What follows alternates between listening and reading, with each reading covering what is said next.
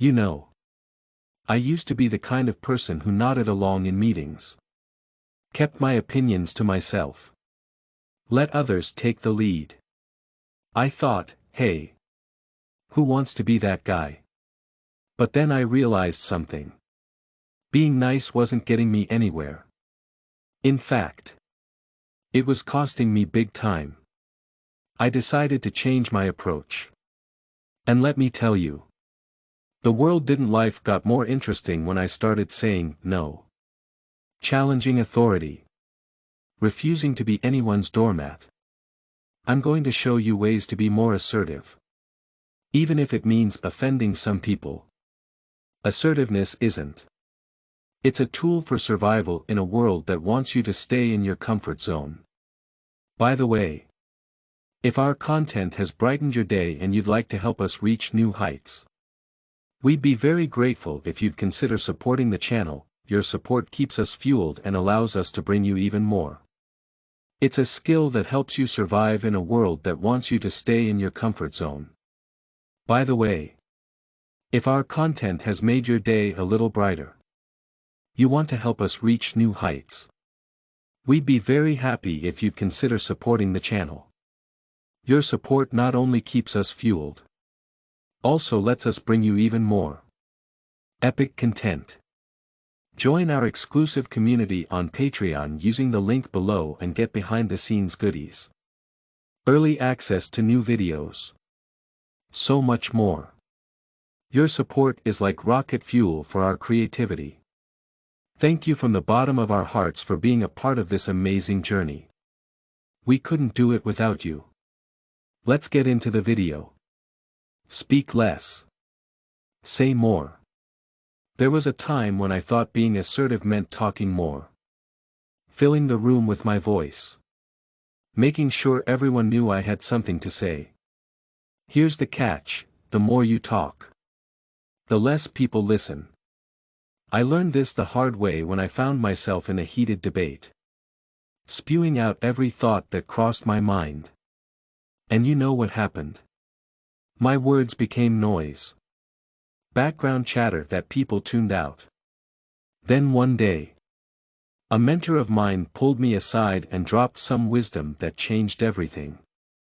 If you want people, say less. At first, I didn't understand. I thought, how can saying less make you more confident? Then I tried it.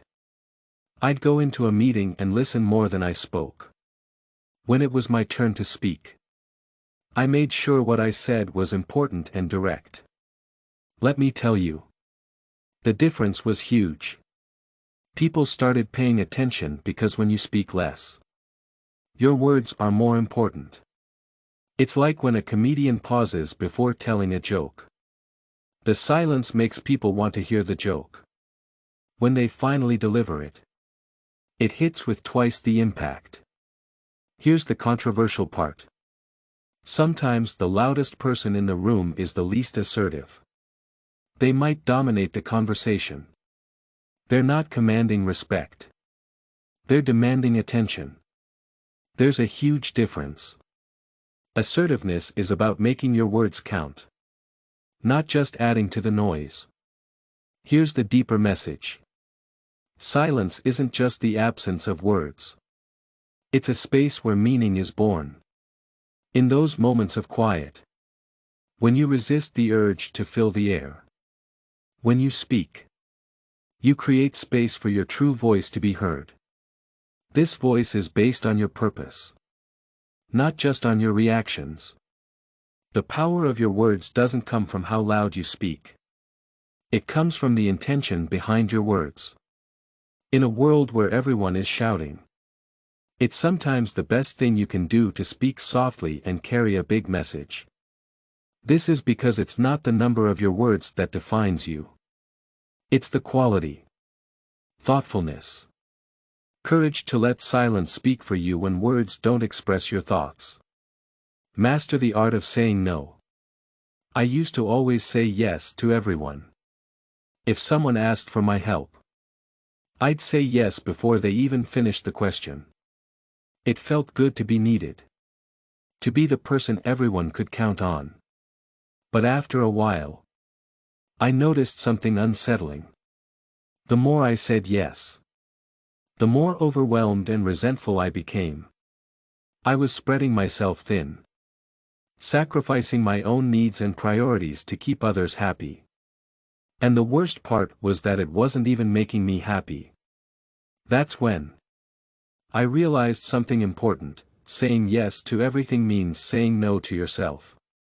It's easy to say yes to help others when you're in a moment, thinking that it won't hurt. Saying yes takes time, energy, peace of mind. It took me a while. I eventually learned to say no. It changed my life. Here's the controversial part: society often pressures us to be agreeable to avoid conflict and be liked. But the truth is that always saying yes isn't noble. It's selfish. Destructive assertiveness isn't just about knowing when to speak up, it's also about knowing when to stop. The first time I said no, it felt like I was breaking an unwritten rule. My heart pounded. I worried about how the other person would react. But guess what? The world didn't end. In fact, most people respected my boundaries. Those who didn't, well, they showed their true colors. Saying no isn't about being selfish or unkind. It's about recognizing your own limits and valuing your time. It's about understanding that you can't give more than you have. And if you keep giving and giving, there will be nothing left for you. But here's the deeper message. Saying no to others is like saying yes to yourself. It's a way of showing that you have the right to take care of your own needs. Saying no to others lets you say yes to yourself. You're showing that your well-being and goals are important to you. This is key to living a balanced and fulfilling life. So, how do you learn to say no? Start small. Practice in situations where it's easy. Like turning down a social invitation you're not interested in or saying no to extra work when you're busy. It might feel uncomfortable at first. With each no, you'll feel more confident. You will feel more empowered and in control of your life. Remember that you don't owe anyone an explanation. Saying, "I'm sorry, I can't," is enough. The more you practice saying no, the more you'll realize that it's about lifting yourself up, not letting others down. The most assertive thing you can do is protect your own boundaries. That's something worth saying yes to. Learn to deal with conflict. I used to avoid conflict at all costs. The thought of a confrontation would make me anxious. I'd do my best to keep things smooth, even if it meant not saying what I thought or doing things I didn't agree with. I thought that by avoiding conflict, I was keeping the peace. What I was really doing was betraying myself. It took a long time for me to understand this. Conflict is inevitable. Avoiding it doesn't make it go away. It just makes it worse. The more you run from conflict, the more it festers. Small issues turn into bigger problems. I had to learn. Sometimes, it's important to understand that true peace doesn't come from avoiding problems. It comes from dealing with them directly and working through them. Here's a controversial idea: problems aren't the enemy. In fact, they can be a good thing that helps us grow and learn. When you understand that problems are not a threat, you can see them as opportunities. These opportunities can help you express your needs, clear up misunderstandings, build better relationships. But it's important to remember that dealing with problems doesn't mean being aggressive or fighting. It's about dealing with problems calmly. Stay strong and determined. It's about staying calm when things get tough and knowing it's okay to disagree. Conflict doesn't have to be harmful. It can be helpful if you handle it with care and respect. Let me share a personal story. There was a time at work when a colleague kept crossing boundaries, taking credit for my ideas, making my hard work seem less important. I tried to ignore it, thinking it wasn't worth the trouble. It bothered me. Finally, I decided it was time for change. I calmly talked to them, explained the problem, said how their actions I was affected by the conflict. It wasn't an easy conversation. It was necessary. To my surprise, the colleague apologized. We figured out a better way to work together. The conflict wasn't pleasant. It was productive. Making peace with conflict means accepting that not everyone will agree with you. That's okay. It's about recognizing that sometimes the most assertive thing you can do is to stand in the storm rather than running from it. Conflict is a natural part of human interaction. When you face it with courage and clarity, you're not just solving a problem, you're asserting your worth.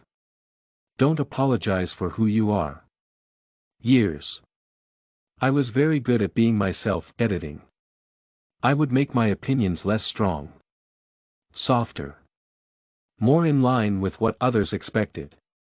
It was easier to blend in than to stand out. Easier to be who others wanted me to be than to risk being myself. But here's the thing, every time I changed who I really was, I felt a piece of me slipping away. The more I apologized for my true self, the more I lost touch with who I actually was. It wasn't until I reached a breaking point, a moment, I felt like I was living someone else's life. I realized that I was betraying myself. I decided right then and there to stop apologizing for who I am. I'm not going to hide anymore. I'm not going to pretend anymore. I'm not going to play small to make others comfortable. Here's the controversial truth: being unapologetically yourself means embracing the parts of you that others might find difficult, strange, even confrontational. It means accepting that you won't please everyone. Everyone is okay. The moment you stop seeking everyone's approval is the moment you start living authentically. Let's be clear, being yourself doesn't mean being rude or inconsiderate. It's not about forcing your personality on others. It's about having the courage to be genuine, even when it's uncomfortable. It's about showing up as your true self, with all your quirks, opinions. I felt like I had to hide my passions because I was afraid of being judged. I loved horror stories and controversial topics. I kept that side of me hidden because I thought it might turn people off. When I finally started embracing those passions and sharing them openly, something incredible happened. Not only did I feel more authentic and alive, I also attracted people who genuinely liked me for who I was. The connections I made were deeper and more meaningful because they were based on who I really am. Not on a fake version of myself. That I made connections with people who genuinely liked me for who I am. These connections were deeper and more meaningful because they were based on who I really am. Not some version of myself that I'm not true to. Here's the deeper message. Apologizing for who you are is like living in a cage that you made. It's a prison built out of fear, fear of rejection, fear of judgment, fear of not fitting in. But when you decide to be yourself, you break free from that cage. You give yourself permission to be the person you were always meant to be. This isn't just about being assertive. It's about self-respect yourself. When you stop apologizing for who you are, you send a powerful message to the world that you value yourself, that you believe in your worth. And in doing so, you inspire others to do the same. So how do you start being yourself? Begin by embracing your uniqueness, your strengths, your flaws, your passions, your quirks. Stop trying to be someone else. If you love something, share it. If you believe in something, Stand by it. If something doesn't resonate with you, don't force it. The right people will respect you more for being authentic. Even if it means you might upset some people along the way. That's okay. Remember, you're not for everyone. That's a good thing. The world doesn't need more people who are exactly like each other. It needs more people who are bold enough to be themselves. By being yourself, you live a true life. To you. You also pave the way for others to do the same. Stop apologizing for who you are. The world needs the real you. You deserve to live as the most authentic version of yourself. In the end, being unapologetically yourself isn't just a way to be assertive. It's a way to be truly free. Focus on your values over relationships. This might sound harsh. It's a lesson I learned the hard way. There's no relationship worth giving up your core values for years. I thought that maintaining relationships, whether with friends, family, colleagues, was the most important thing. I'd bend. I'd compromise. I'd overlook things that didn't feel right. But sometimes, making compromises can leave you feeling like you're not being true to yourself. It's easy to think that relationships are the most important thing in life. And I'm not saying that relationships aren't important. They enrich our lives, bring joy, offer support. But when maintaining a relationship means you have to compromise your values, it can be difficult. Your values. You're entering dangerous territory. I had a close friend once who would often ask me to look the other way when they did things I wasn't comfortable with. Things that went against my principles. At first, I'd brush it off, telling myself it wasn't a big deal. But each time it chipped away at me, I found myself growing increasingly resentful. I realized that I was slowly eroding my own sense of integrity by prioritizing the friendship over my values. Here's the controversial truth. Sometimes you have to choose between staying true to yourself and keeping a relationship intact. The harsh reality is that not every relationship is worth preserving. If someone asks you to betray your values, whether subtly or overtly, they're not asking for your loyalty. They want you to be a part of something that doesn't fit with who you are. Here's the deeper message. Your values are the foundation of your identity. They define who you are, what you stand for, how you navigate the world. When you compromise those values for the sake of a relationship, you lose a part of yourself.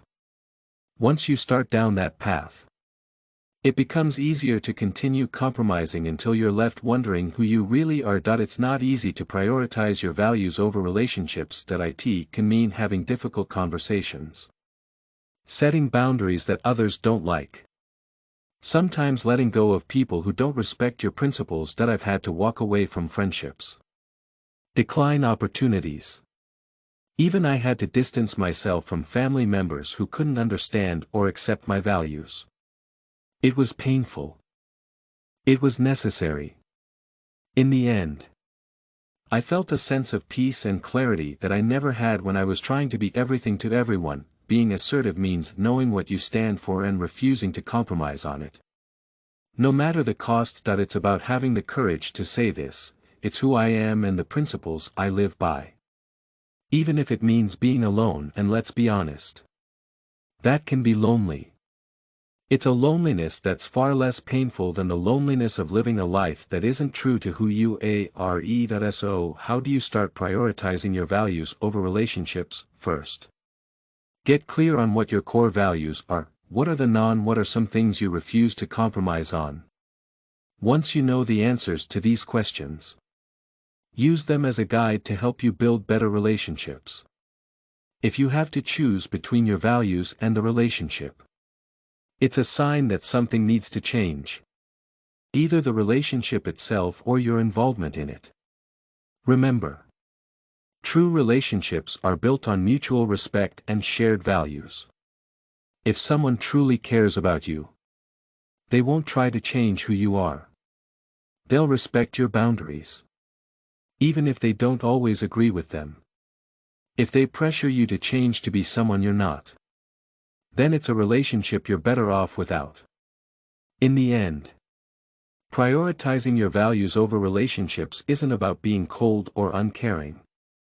It's about having the strength to live authentically. You must understand that the most important relationship you'll ever have is the one you have with yourself. When you honor that relationship, you create an environment where others will also honor it. 6. Demand respect, not attention. In today's world, it seems like everyone is competing for attention. Social media is flooded with people vying for likes, shares, followers. In real life, it's no different. Many people are desperate to be noticed, to be the loudest voice in the room. I'll admit that I used to play that game. 2. I thought that if I could just get enough attention, everything else would fall into place. I quickly learned that attention is short-lived, superficial, ultimately unfulfilling. What really matters and what truly lasts is respect. Here's a controversial truth: attention is easy to get. Respect is hard to earn. You can dress a certain way, say shocking things, play to the crowd to get people's eyes on you. Respect requires substance. It requires character, integrity, consistency. I learned this the hard way when I realized that the attention I was getting wasn't translating into the respect I wanted. People knew my name. They didn't value what I stood for. I decided to make a change. I stopped focusing on how many people were watching and started focusing on how I could live in a way that demanded respect. The first step in that process was understanding. The difference between the two is as follows. Attention is about being noticed right away. Respect is about being valued over time. Demanding respect means being true to yourself, even when it's not popular. It means setting boundaries and standing by them, even if it means losing followers or upsetting people who thrive on your attention. It's about speaking with purpose, acting with integrity, staying consistent, even when no one is watching. Respect isn't about doing. The difference between attention and respect is that attention is about being noticed in the moment, while respect is about being valued over time. Demanding respect means being true to yourself, even when it's not the popular choice. It means setting boundaries and standing by them, even if it means losing followers or upsetting people who thrive on your attention. It's about speaking with purpose, acting with integrity, staying consistent, even when no one is watching. Respect isn't about doing things to be seen. It's about doing things because they align with your values and principles. One of the most important lessons I've learned is that respect isn't something you can ask for. It's something you earn through your actions. Instance. In my career, there were times when I had to make tough decisions that weren't popular.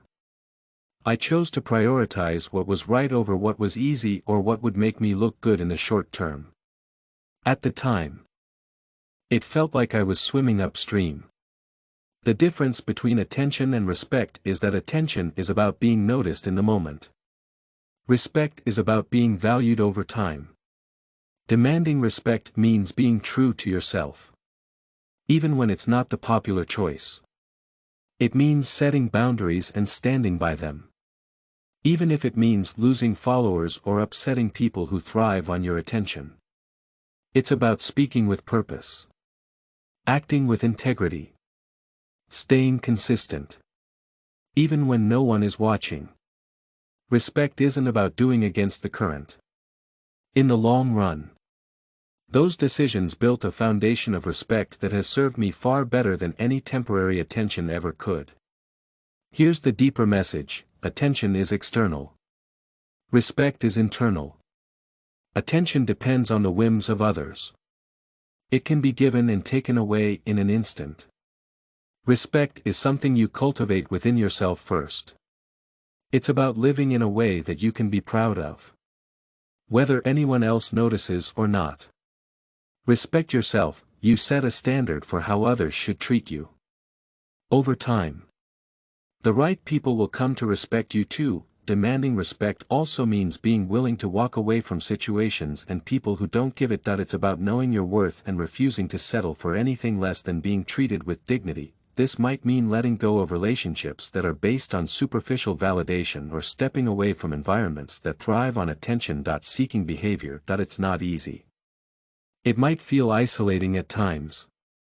It's crucial for maintaining your self-respect. The difference between attention and respect is that attention is about being noticed in the moment, while respect is about being valued over time. Demanding respect means being true to yourself, even when it's not the popular choice. It means setting boundaries and standing by them, even if it means losing followers or upsetting people who thrive on your attention. It's about speaking with purpose, acting with integrity, staying consistent, even when no one is watching. Respect and integrity are important. So, how do you demand respect instead of attention? Start by being clear about your values and letting them guide your actions. Don't compromise your principles for the sake of being liked or noticed. Focus on doing what's right, not what's popular. Be consistent, reliable, true to your word. And most importantly, respect yourself first. When you hold yourself to a high standard, others will either rise to meet it or fall away. Either outcome is a win for you. In a world obsessed with instant gratification and a constant need for validation, choosing to demand respect over attention is a bold, assertive move. It's a commitment to living authentically and valuing yourself, even when the spotlight isn't on you. And in the end, respect is far more rewarding and enduring than any fleeting moment of attention could ever be. Abandon the idea that being nice is the ultimate virtue. A long time, I thought being nice was the best quality you could have. I was taught to be agreeable, accommodating, to avoid making anyone upset. I'd go out of my way to be pleasant, even if it meant hiding my true feelings or letting others take advantage of me. Here's the uncomfortable truth I eventually had to face. Being nice isn't the same as being kind or respectful. Sometimes, being nice is just a way of avoiding problems and not taking care of yourself. Let me be clear, there's nothing wrong with being polite or considerate. Those are important qualities. When being nice means you always agree with others and don't stand up for yourself, that's a problem. I learned this the hard way when I found myself always saying yes to things I didn't want to do, smiling even when I didn't feel happy, feeling angry but showing it in a fake way.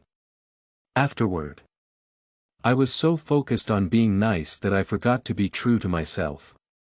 Here's the controversial part: the world doesn't need more people who are just nice. It needs more people who are honest and authentic and willing to speak their truth, even when it's uncomfortable. The myth of being nice is that it makes you likable and easy to get along with. But in reality, it often makes you invisible. When you're too busy being nice, you lose your voice, your boundaries, your sense of self-respect. I remember a time when a colleague kept giving me more and more work because they knew I wouldn't say no. I thought I was being helpful and nice. I was really just enabling their behavior and burning myself out. When I finally found the courage to set a boundary, it wasn't easy. I worried about being seen as difficult or unfriendly. The relief I felt after asserting myself was worth the. I remember a time when a colleague kept giving me their work to do because they knew I would do it. I thought I was being helpful and nice. I was really just enabling their behavior and burning myself out. When I finally found the courage to set a boundary. It wasn't easy. I worried about being seen as difficult or unfriendly. The relief I felt after standing up for myself was worth the discomfort. The respect I gained was far more valuable than any temporary sense of being nice. The deeper message here is that being nice often comes at the cost of being authentic. It's rooted in the fear of rejection and the desire for approval. True assertiveness comes from within. It's about valuing your own needs and feelings as much as those of others. It's about being kind. Yes. Not at the expense of your own well-being. Being or integrity. How do you abandon the myth of nice? Start by recognizing the difference between being nice and being kind. Kindness is about empathy and understanding. While nice often means sacrificing your own needs to avoid conflict. Learn to say no when something doesn't align with your values or capacity. Don't be afraid to speak up when something bothers you. Being assertive doesn't mean being rude. It means being clear. Honest. Direct. Even if it makes others uncomfortable. Abandoning the myth of nice also means embracing the fact that not everyone will like you. That's okay. You weren't put on this earth to please everyone. When you stop trying to be liked by everyone, you free yourself to be who you truly are with all your flaws and strengths. People will actually respect you more when you stop trying to be nice. The world needs people who they are nice but also strong. They are empathetic but also firm in their beliefs. When you stop believing in the idea that being nice is the most important thing, you can become your true self. This true self is confident, assertive, honest. In the end, this is much more valuable than being nice for the sake of others.